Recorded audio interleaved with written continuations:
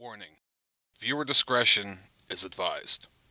This channel and its content are not intended for anyone under 13 years of age. If you are under 13, please turn off this video.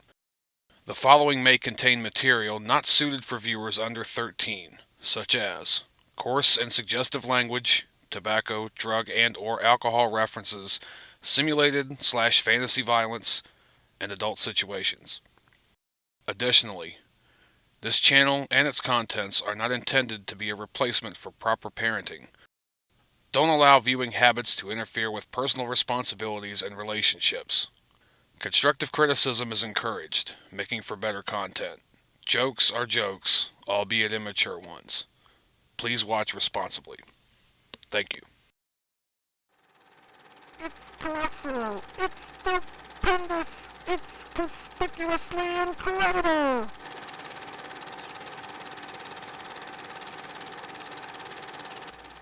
Hurry, step right up. Hey, Sonny, you want to give it a try?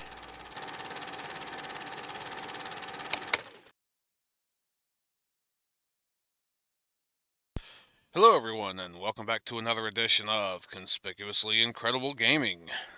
I am your host, Mike.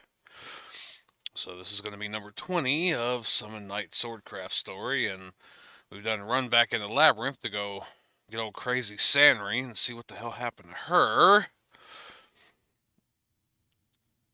And yeah, I don't know what the hell happened. So, anyway, not a whole lot to get on that. Let's just go ahead and get on to it. Alright, so like I said, as you can see, it's exactly where I left off, because I just went and used the bathroom and come back, and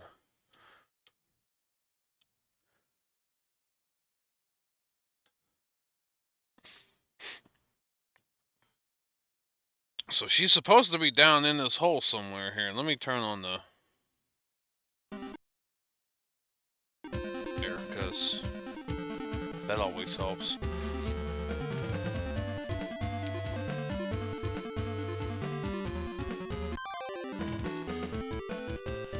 Lizardio. I shall call him Eduardo.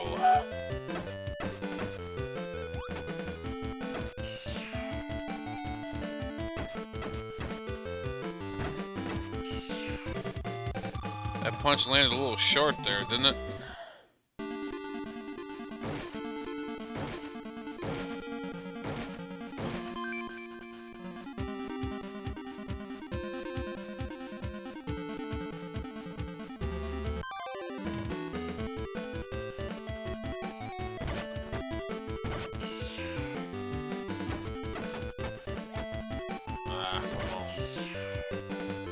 Around.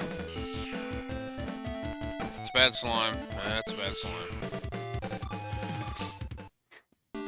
I don't know why.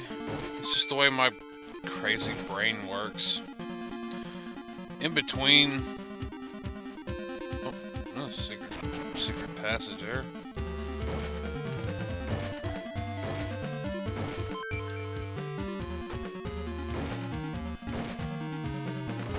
I was reminded of back in the day, like in the late 90s, 98, 99, something like that. Back at this one place we used to live, and me and my cousins, me and my sister didn't go all the time because my mom didn't really cart us over there much. Getting them to do anything for us is like fucking pulling teeth. But when we were with my aunt, my cousin, well, with me and my cousins, their mom and dad, back when they were both still around with us, they'd always go to the public swimming pool in the summertime. I think back then it was like $1.50, something like that, for the whole day. Just a little something. I mean, it wasn't even that expensive. I think it was $1 and something. And you went in there and everything, and they had music playing over the intercom thing, of course, and nice, pretty big pool, and I think it was a diving board off of one end, and little like kiddie wading pool over on the other side, and you know, all that. Well, they've been getting on a lot of us kids because there was a lot more cussing going on than what they would have liked us to be doing. And so they started, you know, wanting to cut down on, crack down on everyone, you know, all of us cussing. Like I said, I didn't go as much, but I do remember going a couple times. I mean, my older cousin, you know, John, Travis's older brother, was that one year he dyed his hair blonde. Almost, I wouldn't say platinum, like a platinum blonde, like almost a gray, but I mean, he dyed it pretty good that one year. And they went swimming so damn much and so often in that fucking pool over there, by the end of the summer, his hair was green. So by the time the fall come, he had to basically re-dye it just so it wouldn't be, you know, snot green. But there was this one day after they'd been on us about cussing for a while, and so we're trying not to, you know, we're trying to behave. Well, my cousin gets up on the diving board, and one of his favorite things to do, among a bunch of other different dives he was doing at the time, was called the axe kick, where you basically, you jump off the diving board and you keep one leg straight down while you take the other leg straight out in front of you. And I believe you hold on to your leg as you're going in. Well, he did that and he racked his balls on the surface of the water. We know he racked his balls on the surface of the water because we come up like a son of a bitch, and as soon as the water and everything was cleared from his face, he yelled, "Ah, my fucking balls!" Over top of the lifeguards and everybody over there and everything.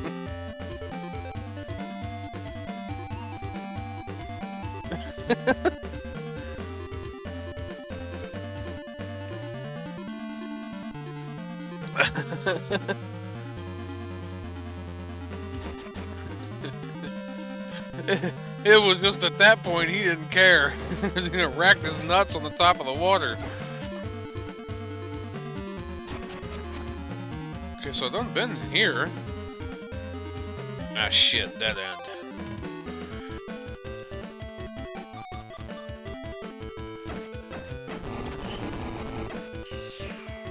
Actually, I should probably wait.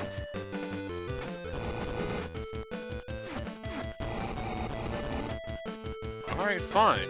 You wanna die first?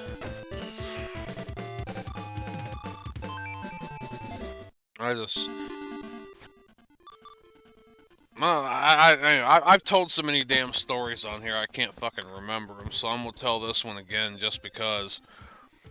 But, we had this weird-ass fucking bus driver.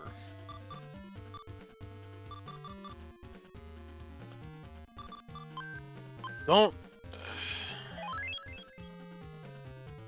Oh, well, I shouldn't have done that.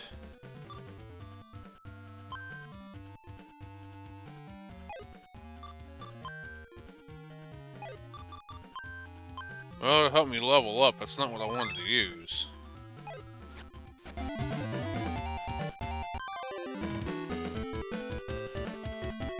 But, we had this weird-ass bus driver. I don't know what the hell his problem was. But every time he smelled a fart, thought somebody farted, thought he smelt a fart, thought he heard a fart, he'd pull this bus over on the side of the fucking road and go up and down the aisles.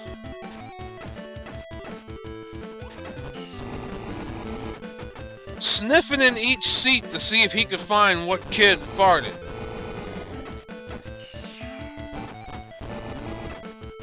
And needless to say, after he did this in 92, 93, I remember riding on his bus, and then we moved up a few other different places, and I think the one year ended up back on his bus for a little bit. When I went back to that fucking school. Oh, he got shit canned for sure, though, after a while, after enough people complained.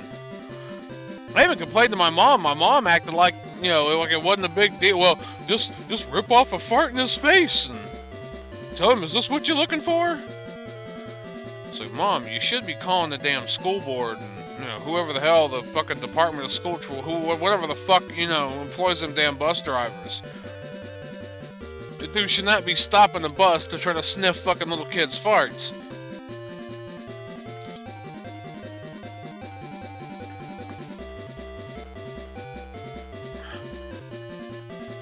It just goes to show you when you were a kid, and when you're a kid, nobody wants to fucking listen to you.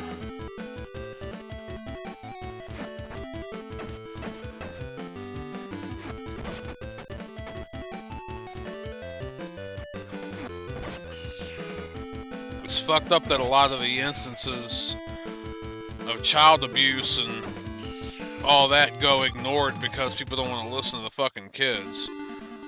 That shit happened to me several times. Go to the counselors, go to the teachers, tell them what was going on, and nothing ever happened. Just like they all so worried about bullies and everything in school. And would tell teachers about it when I was younger in elementary school, and they never did a goddamn thing about it. So I just stopped saying anything to anybody, and then later on, why didn't you say anything? Because you motherfuckers don't do shit. You never done shit.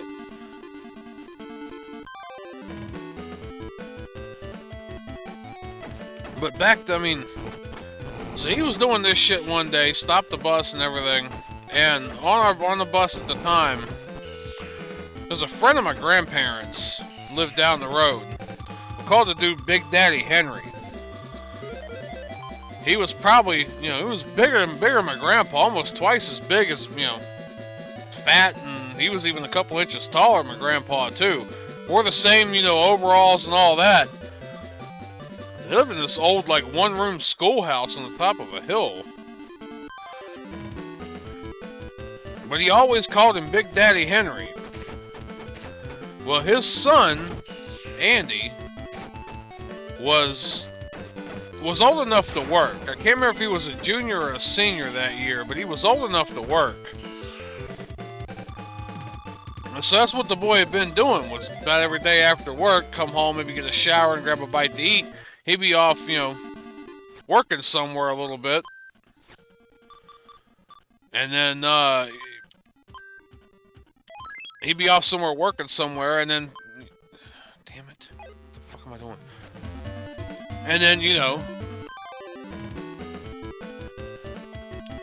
Like, he was one of those, you know, one of those kids that was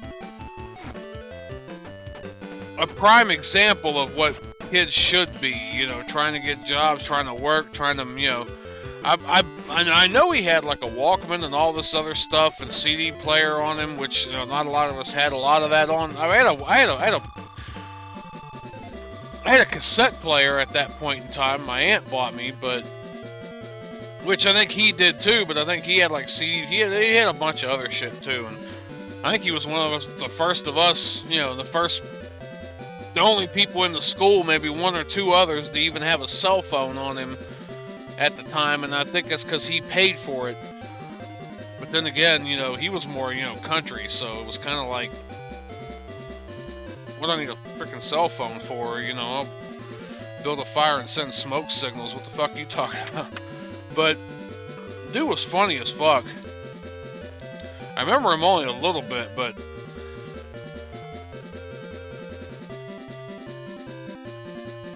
he was funny, he was nice to all the younger of us kids. Which I wasn't that much younger than him. Maybe a year or two younger than him. Because that one year I remember being a sophomore, so.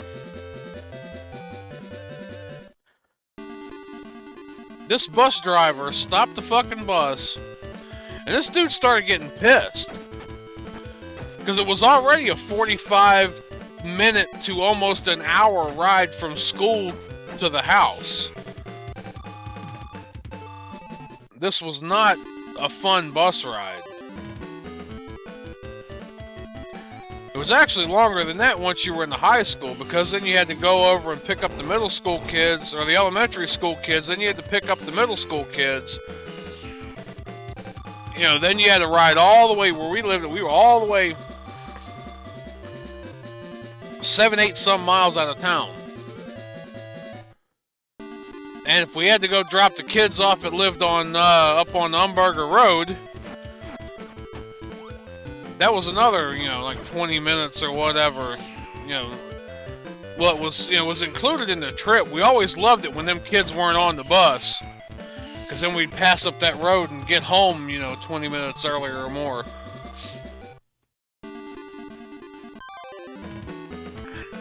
But this dude, Andy, he starts getting pissed because he's got to get to work. You know, he's trying to, you know, get home, get a shower, and grab maybe a bite to eat and get off to work. It's already long enough with the goddamn bus ride. Now he's got fucking, you know, Mr. Sniffy Gas up there trying to find out who baked the air biscuit. A lot of us other kids were pissed too. And, you know, when you're that age, you know, you're 8, 9, 10, 12, whatever, you're that age, you just want to get home because your cartoon shows that are coming on, or, you know, that you want to watch are coming on. So you got a lot of kids going, hey, damn it, I'm missing Power Rangers. Hey, I'm missing Animaniacs. And some other, I think everyone was just starting to yell shit out at this point. Hey, I'm what was big at that fucking? I'm missing Pokemon. Hey, goddamn it! Hey, I'm missing this. I'm missing that. My cousin, Travis, he jumps up and hollers, "Hey, I'm missing Oprah," because he's just like that. Well, after a minute or so of this, Andy jumps up and goes over the bus, the driver, everything. Alright, who fucking farted?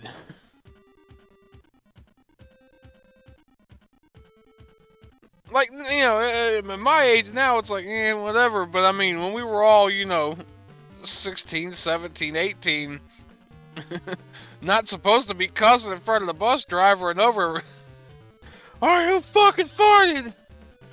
Or was it who fucking shit? Or something like that.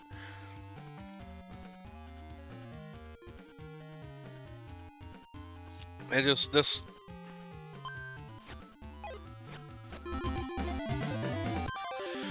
This bus driver was fucking nuts.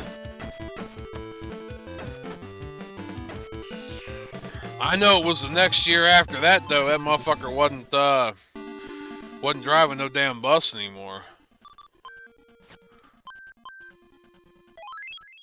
I know that for damn sure.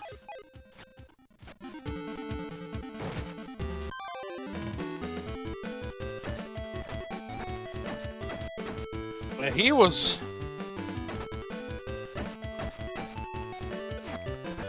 All I know is we heard Henry come over one day to the house.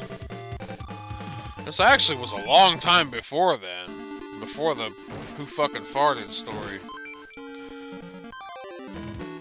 And,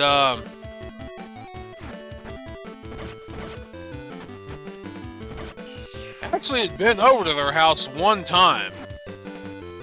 Like I said, it was kind of this whole one-room schoolhouse kind of thing that was, you know, made into a home. And really, other than maybe like the kitchen and a few of their bedrooms, like most of the floor, most of the house was like one wide open space. The living room was off to one side. Hell, the bathroom was off to one end. You know, one door, and it wasn't like you went down a hallway or anything. And on the other end was kind of like where Andy played his games and where everybody kind of did that over there. And then there was a living room area with the couch and TV and all that. They had this parrot.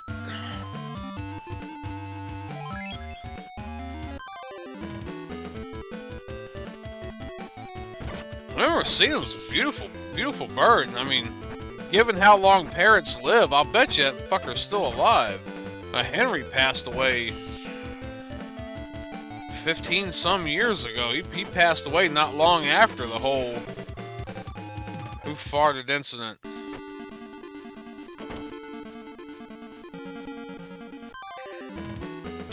Well, I know Henry come over. This probably was 92, 93 when he told this story.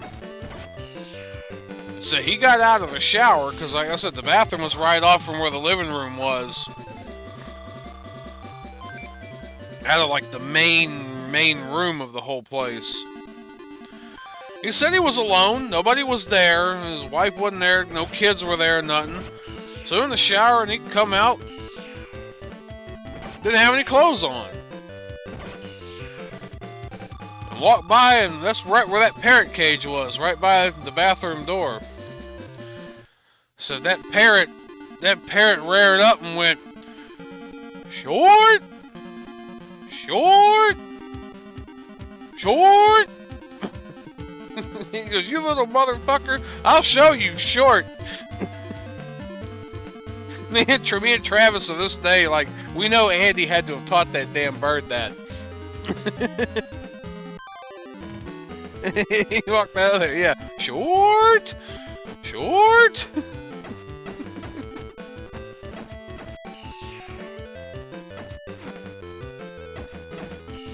That's one of those things, after I heard it, I'll never forget it. Short! Short!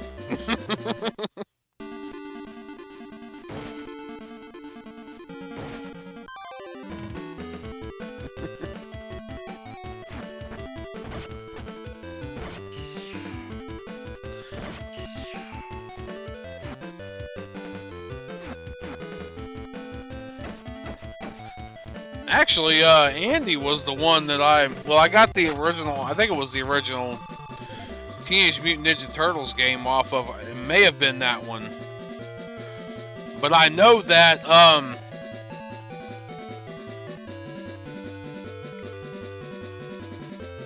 trying to remember. I think that was it. The Teenage Mutant Ninja Turtles game. And I know for sure that Solar Jetman game I played a while ago. My mom bought that off of his kid. I think it was like $5 a piece. He was basically just giving them up for, because my aunt got us a Nintendo that year. 92, I think, and by 93, I think she'd been asking around, and I even asked and talked to Henry, and Henry said, "Yeah, I think my boy's got a couple maybe he wants to get rid of," and she talked to him, and I think he sold her 2 of them, like $5 a piece. I know I got that Solar Jetman game off him. I think it was at Turtles, the first, the Turtles, Teenage Mutant Ninja Turtles one, too, that I got.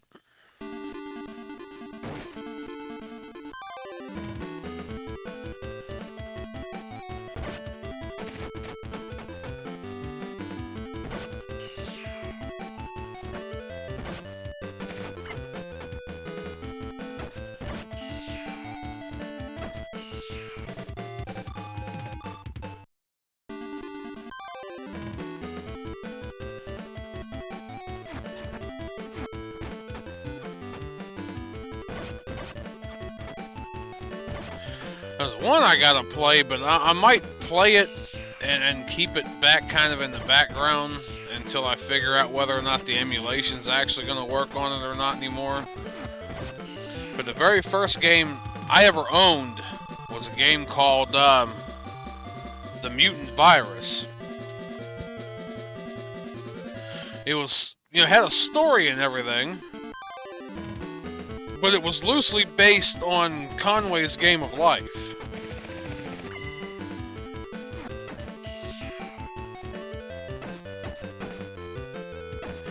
And basically you were like this programmer or whatever, done put in all this work and everything and been on vacation for a bit.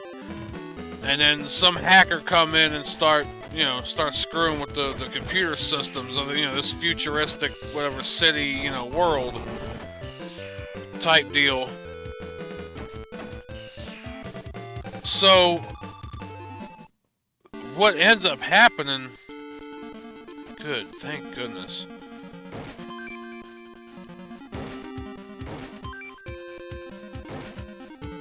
What ends up happening is this guy injects this virus into the computer system, into the, you know, tries to get it to get into the mainframe. And the problem is, you've got to shrink down to the size of a nanoparticle and actually go into the computer system physically and shoot this virus and then kill this, you know, kill this computer virus. It's the weirdest concept, but once you actually get into the gameplay, you can kind of understand. They just framed it in such a way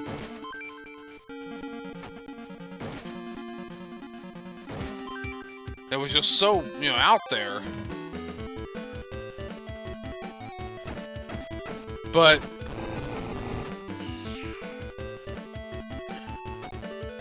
it was, you got three levels, or well, that was as far as I got. Stages, levels, you know, areas, whatever. Each had like so many different rooms in them you had to clear out. And I done ate the curry.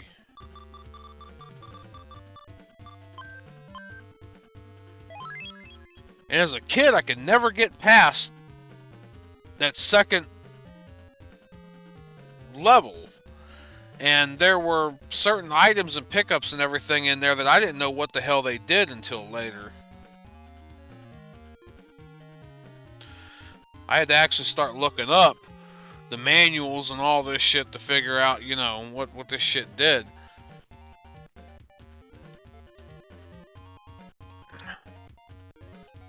Because it was like, no wonder I couldn't get past this shit.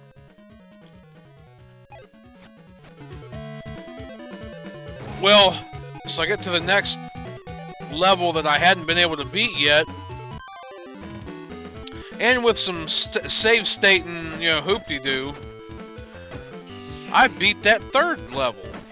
But then right as the cutscene starts, in between that one and the next one, the whole damn game just freezes. And I don't know what it is or why it's doing that.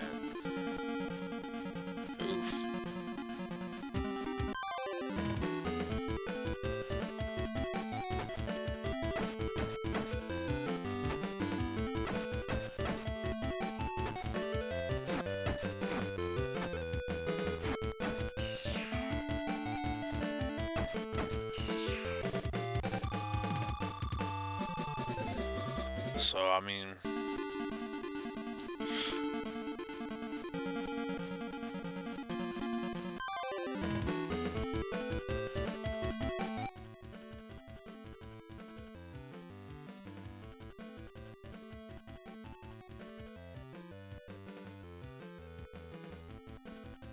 Damn. It's a mud boxer? What the fuck is a mud boxer? Sounds like a dirty dog.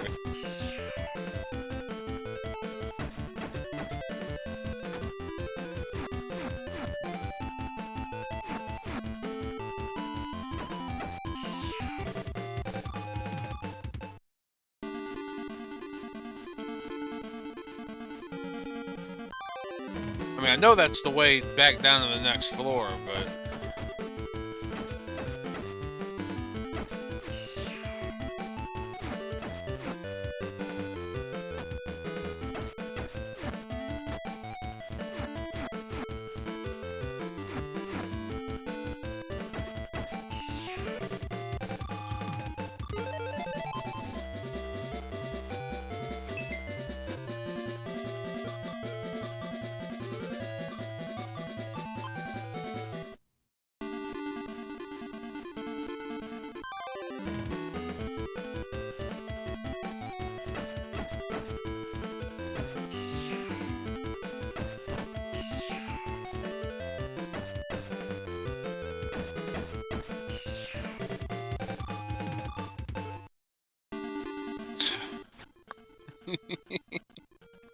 I remember,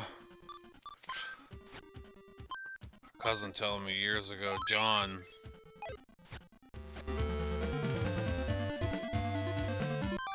After we done moved away and everything, me and my mom, my sister, and all of us for a while, well, they moved.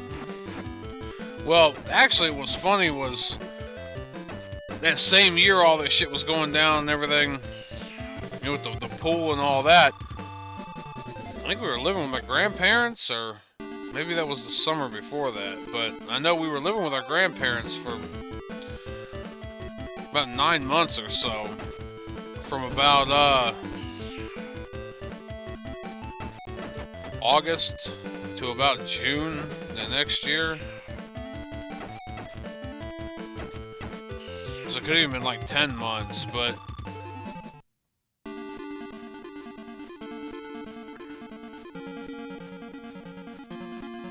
Fucking fuck, man. There we go.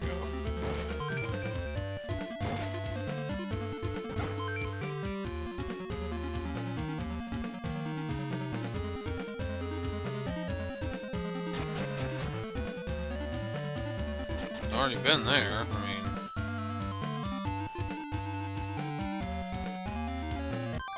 so basically, during the time we were staying with our grandparents and everything, was when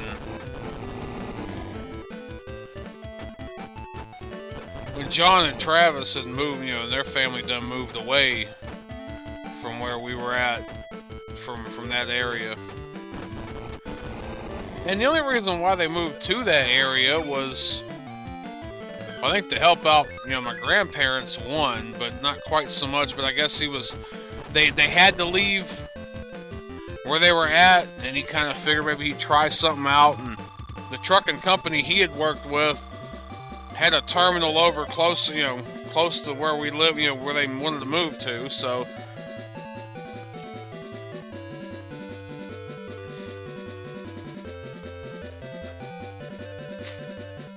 kind of made things a bit easier. Of course, he hated that terminal. He hated that, you know, all that. He hated being up my grandparents' ass. So they ended up moving. And it was that year that I think that the damn Tickle Me Elmo came out. I believe it was. Either 98 or 99. The only thing I remember is, I think my great-grandma, when she was still around with us, was celebrating her like 80th birthday or something. We all went over from the one part of the state over to the other side of the state and did all that whole celebration and everything, but I stayed with my cousins for most of the time. And I brought up something about a fucking Tickle Me Elmo. And John, quick as shit, whips around and goes, "Oh yeah, I went to school and was going to school here where the girl says she used a Tickle Me Elmo as a vibrator." And my first thought was, how do you do that? He goes, "Oh yeah. She was able to get all of it in except 1 foot."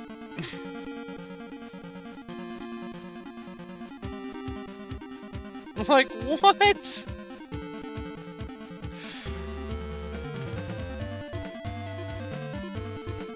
I think there's got to be a little bit of bullshit and all that.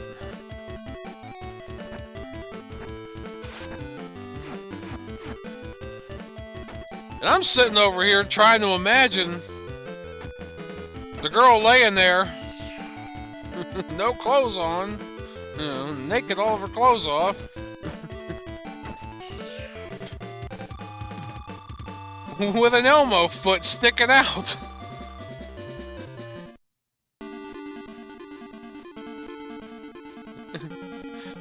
And I'm like, I don't give a fuck about that foot. I want to know how she got the rest of it in. Like, how did that even happen?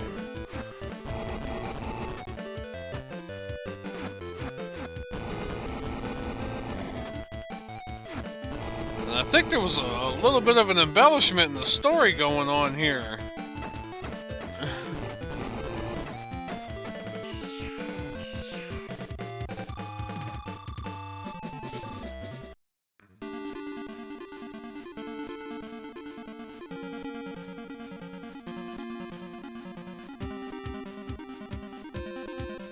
Fucking come on, I got to a dead end already.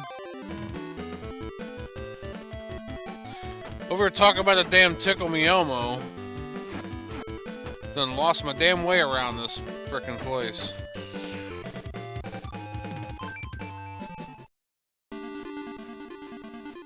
Okay, there we go. That's the door down to the next Wingus.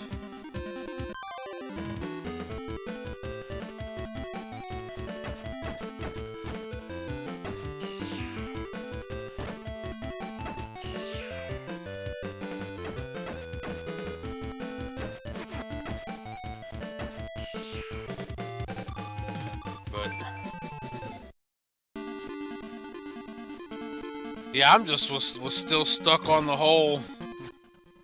How does she get the rest? How does she get what she got in there?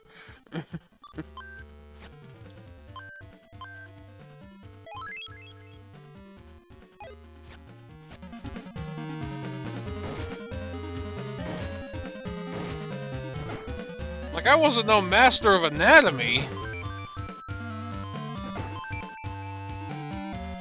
And I'm still not a master of anatomy. But at first I'm thinking, like, how? Like, how? Like, I mean... Okay, I guess the whole having babies thing, but, you know, that's kind of... biological. I mean, it's like...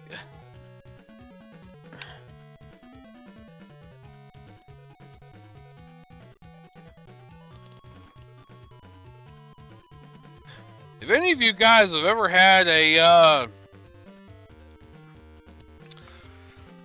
let's say a dookie that wasn't the dookie you wanted to take, but the dookie that the dookie wanted to take, I mean, the dookie took you, you can kind of understand, oh, that's coming out of there, that's kind of being forced by muscle and all this and that, and like, you know, it's kind of a natural function, and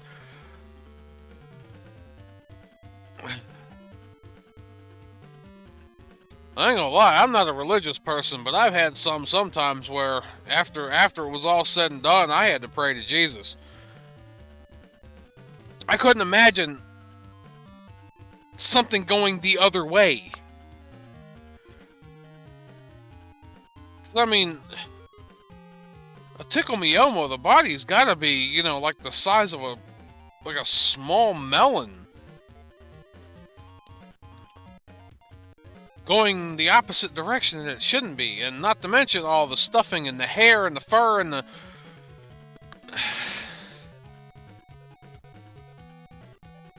As I'm older now, I've seen things. We have the internet. I also know you have to work up to those things. You can't just take a Louisville Slugger all the way to the handle without at least, you know, playing around there for a while to get the area used to it. I'm trying not to be as graphic, but if anyone's gonna get me taken down, this video is gonna get me taken down. I'm just saying, now it brings up more questions of what was a 15, 16-year-old at the time, you know, when I was at the, you know,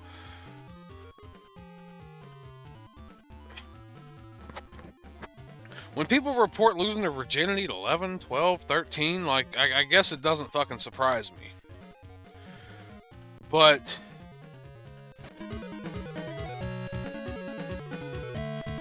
this was 20 years ago. What the fuck were girls doing then?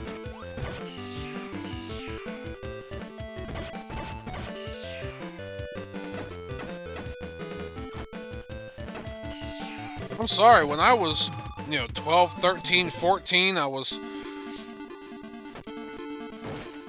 worried about school, trying to do what I could to keep my ass from getting beat on the regular, trying to find some time to play around and, enjoy myself, wanting to play some video games and shit when I could, when either my mom wasn't using the TV, or when I could get some good sessions in on this old black and white TV that I had for years, without getting jumped the fuck all over.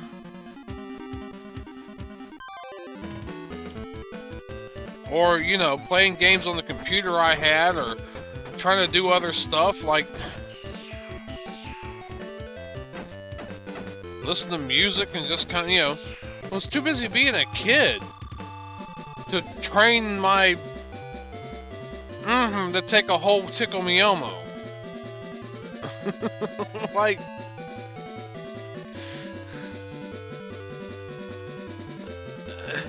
and then you know,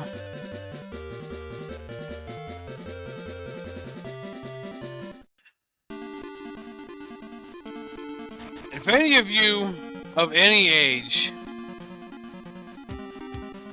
have any fucking clue what the girls at your age were doing when you were younger,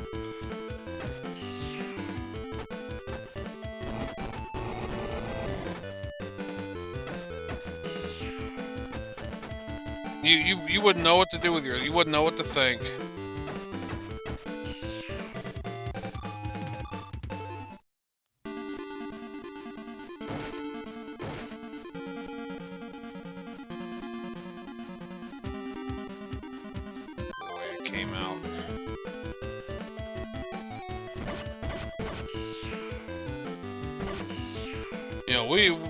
Us boys thought we were pretty bad by making dick and fart jokes and, you know,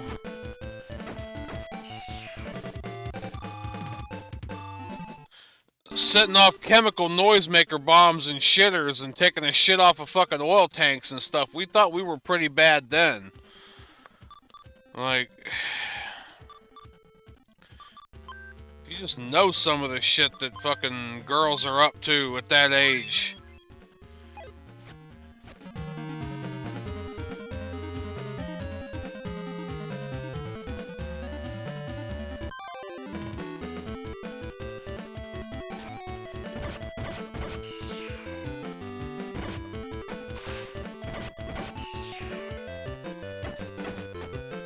Oh, but girls mature so much faster than boys.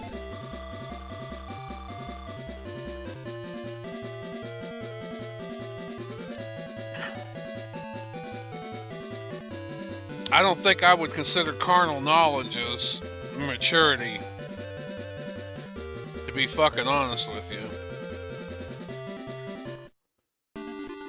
Carnal knowledge does not equate to maturity.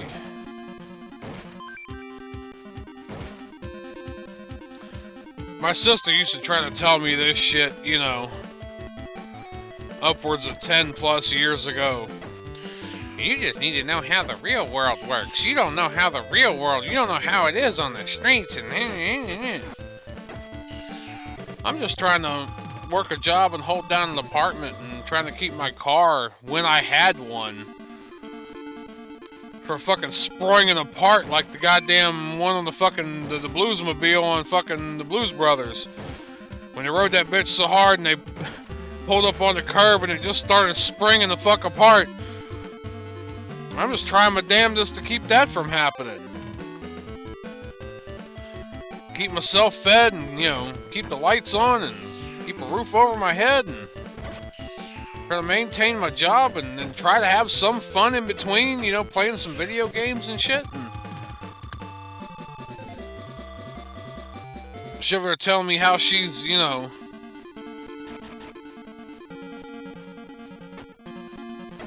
sucking some dude off for dime bags. I'm like, if that's your,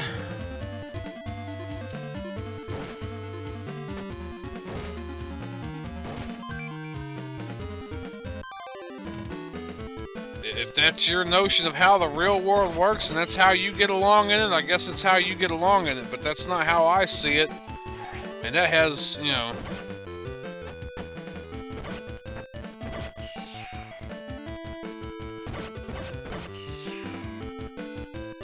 no bearing to me.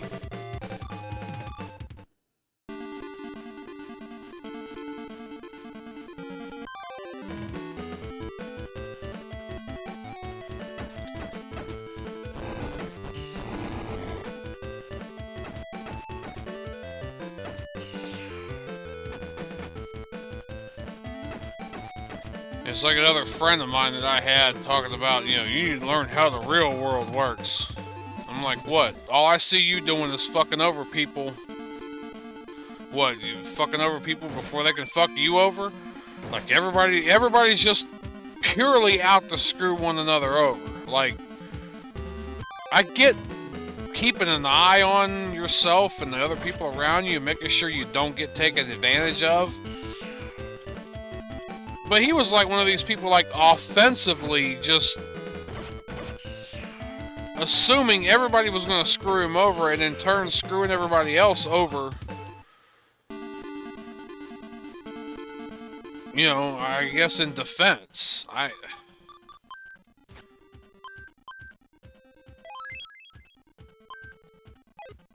just don't get it.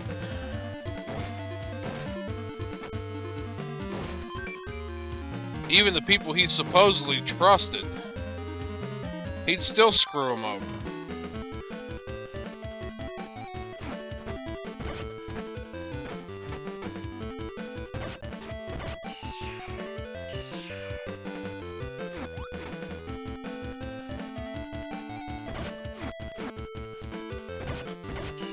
And so, yeah, I just don't get... I don't get what's up with people.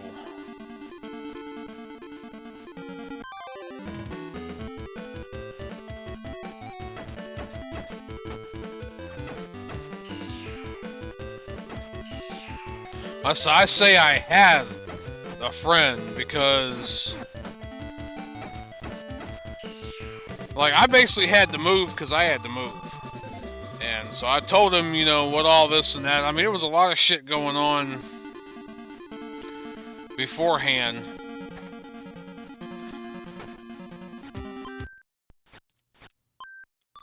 You know, and I pretty much had told, you know, he didn't care. He didn't care about me. He didn't care about what I was going through. I mentioned something at one point in time about feeling suicidal and, well, if you want to kill yourself, man, I'll find you a gun, man. If you want to kill yourself, fine, fucking do it. It's like, what kind of fucking friend is that? I'm trying to come to you for advice, you know. Maybe I'm not quite so alone in my feelings. Maybe, you know, I need somebody to confirm to me that the way I'm feeling isn't quite correct.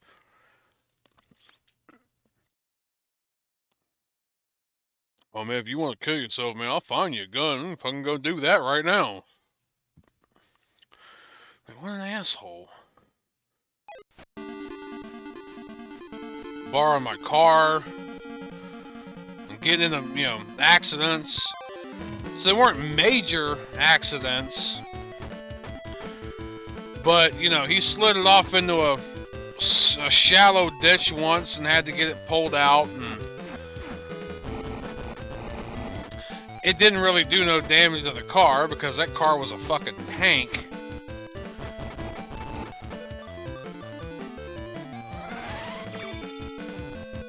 And, you know, it basically was it was a very shallow but icy, it was freezing rain and everything real bad on the road that night. And this was only a very shallow, it wasn't even a ditch, it was kind of a dip in somebody's yard. And he slid off the road and slid into there, and it was so icy and wet and frozen he couldn't get the car out of there. There was another time he backed into somebody or whatever in a damn grocery store and bent my damn fender up, which... This was an 85 Dodge Diplomat. I'm sure that lady's vehicle took more damn damage than my vehicle did, but there was still a nice little dent in the fender.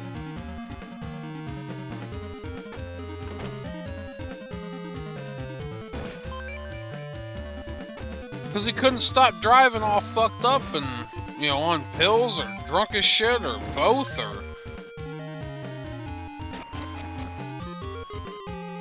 It was when we moved away and everything. When I moved away, come back a couple of years later to take my aunt and my cousin up there to that area to see the fireworks show. Because they always have a good fireworks show up there. Anywhere I've ever lived at or been to hasn't compared to this place. And, you know, on top of that, I wanted to see my, you know, my mom, and wanted to see my nephews and everything, too, at the time, when they were still with their mama. Well, he found out I was in that area because I met his daughter at the grocery store while we were getting drinks and stuff to fill in the cooler and stuff like that. He's calling me up, man, hey, won't you hang out and this and that? And like, well, we're down here, you know, getting ready to watch the fireworks. We're hanging down here all day, just kind of chilling, and come on down here and bullshit with us. And he come down there and, you know, bullshit or whatever, you know, whatever the hell, you know. Brought him a little, you know, hand cooler with a couple of beers in it and everything, and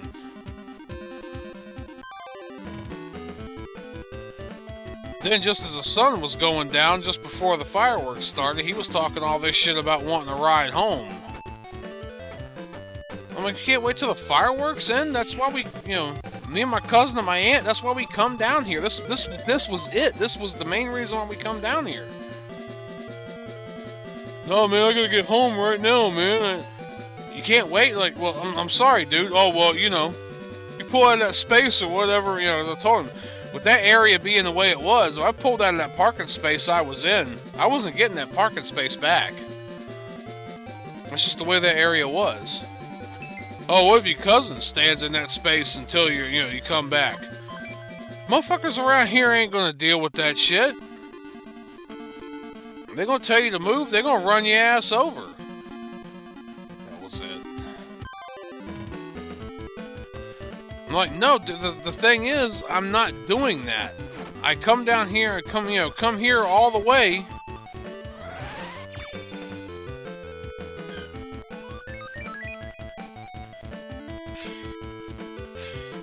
I come here all this way to bring my aunt and my cousin here to watch these fireworks, and this is what we're gonna do.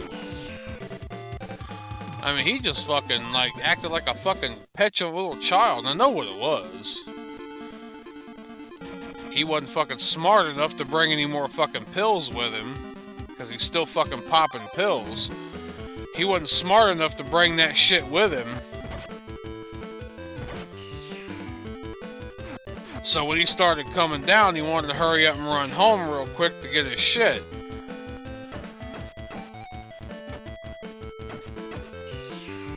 I told him, I said, the thing is, dude, I'm not doing all that. Like, if you want me to give you a ride home after these fireworks are over, I'll give you a ride home.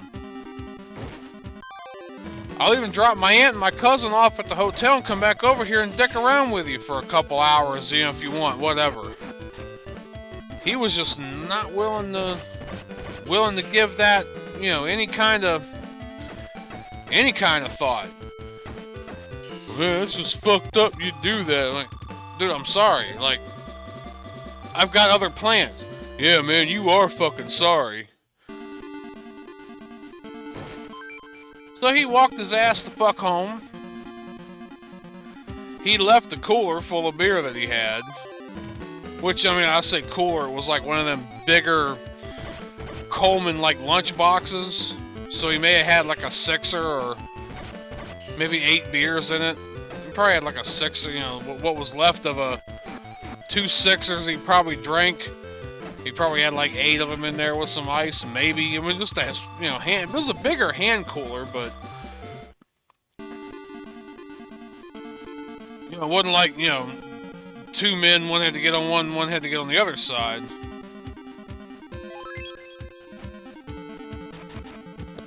But I took on the way to the hotel room with my cousin and my aunt. We just, I just went over to his place. I knocked on the front door, nobody answered. front door was open. I mean, screen door was shut, but the front door was, you know, wide open. Didn't hear nobody answer. I just took the cooler and opened up the screen door, put the cooler inside the screen door and shut the screen door and went back in the car and we left. And I ain't heard fucking nothing from him since. And that was fucking July of 15.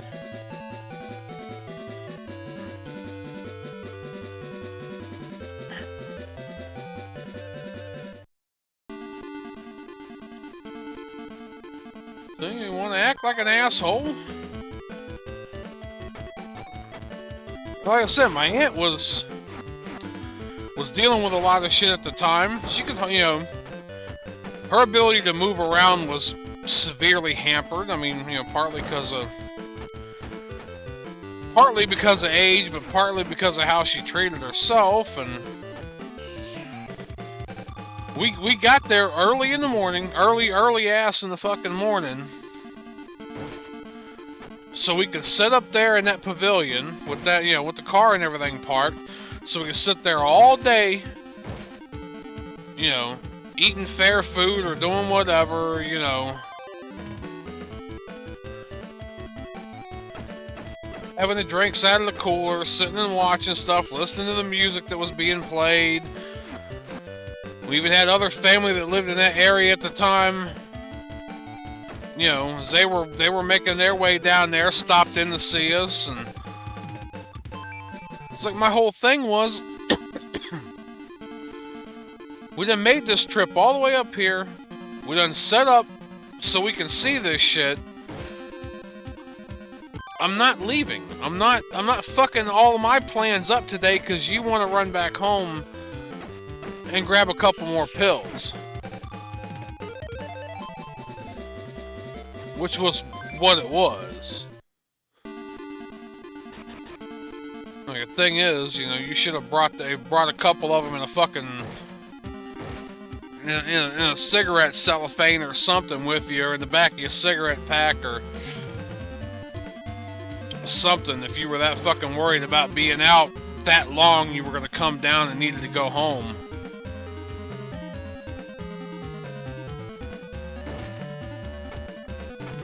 I don't keep friends like that anymore. And I don't care if you smoke a little dope or, you know,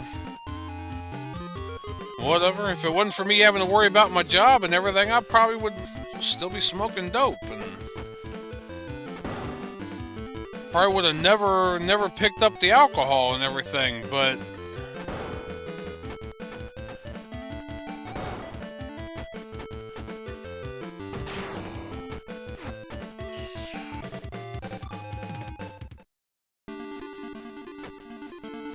I need to heal myself.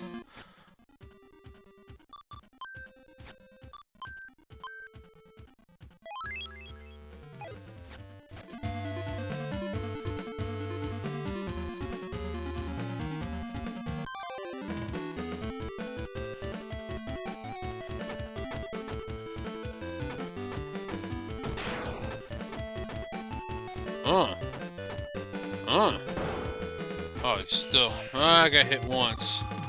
Ain't that bad. Come on, must be a save spot in here somewhere.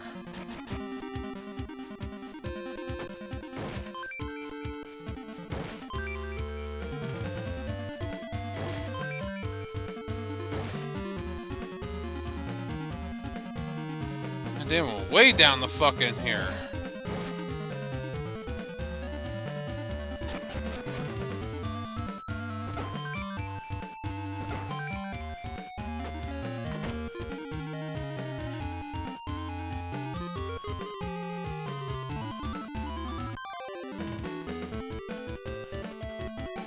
God damn.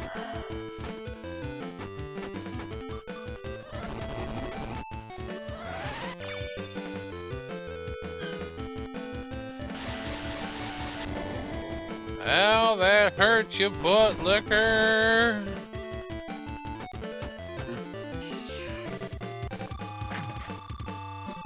Yeah, it was just shit like that, you know. Shit like that I've had to deal with my whole life. People that act like that.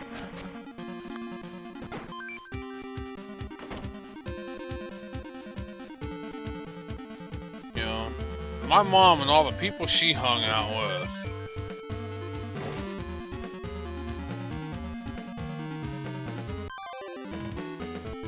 Apparently, that dude, when I was telling you about it, you know, talking about walking home from the fairgrounds and all that, and apparently he knew my stepdad. I say stepdad in the loosest of terms. Fuck that asshole. But apparently they had spent a little bit of time in jail together. It was right after all the shit where my mom had moved back up there, and then he got arrested again, and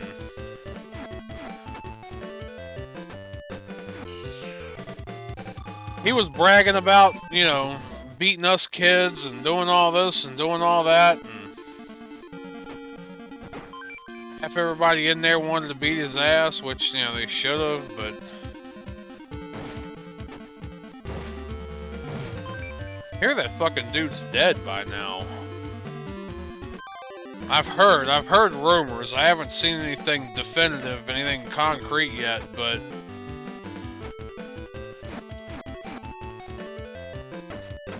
I heard that motherfucker died. I don't know.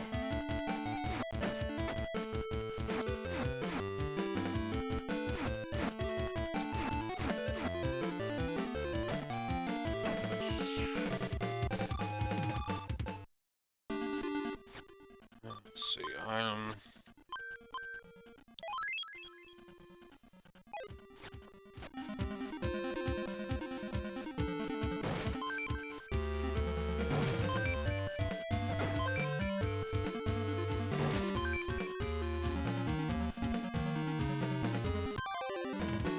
I hope there's a save spot down here,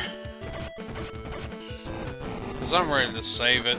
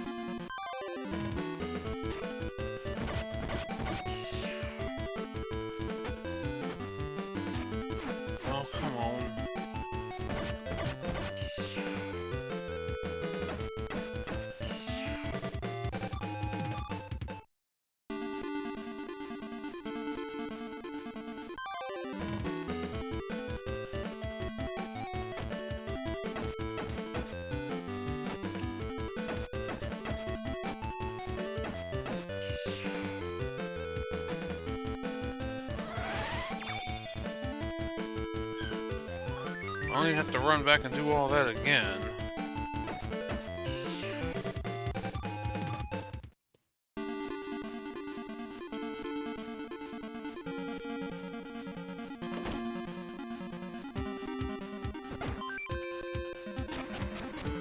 A lot of these goddamn potions. Oh shit.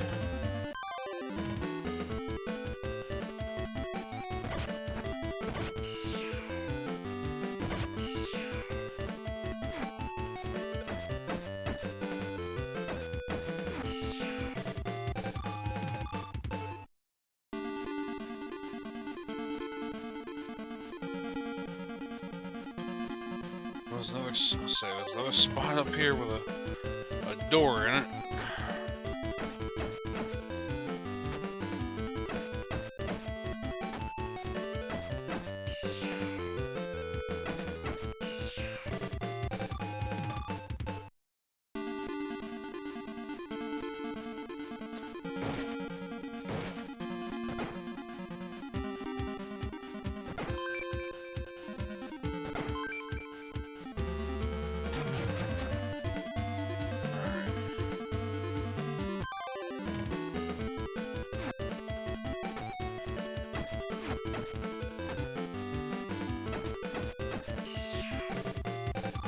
I said doubt there was anything down here. Nope. Don't already come from here.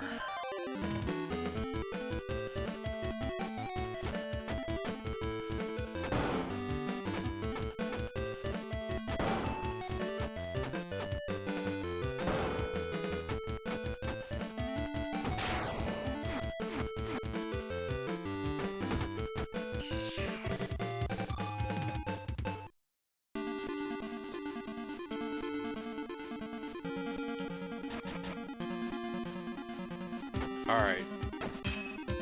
This is... God damn. Well, I gotta get the hell back up out of here and... Oh, come on. That's right.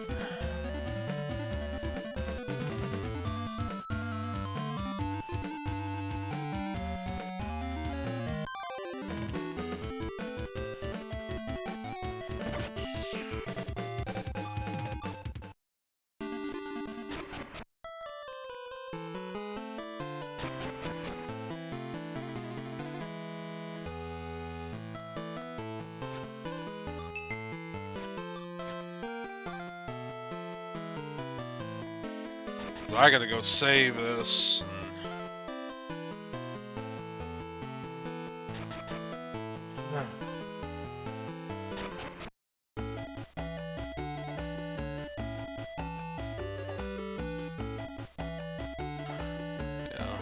Trying to keep these in about hour chunks.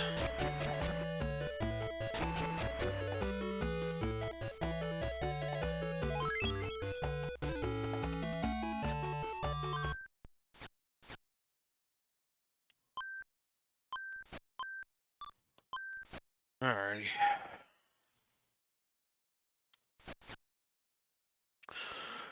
Alright, so I will pick back up at another time. Possibly today. I probably still got a little bit of time left. Oh shit, no, maybe not. I don't know. We'll see. Alright, so that being said, let me get out of here. And yeah, I'll be back a little bit later on.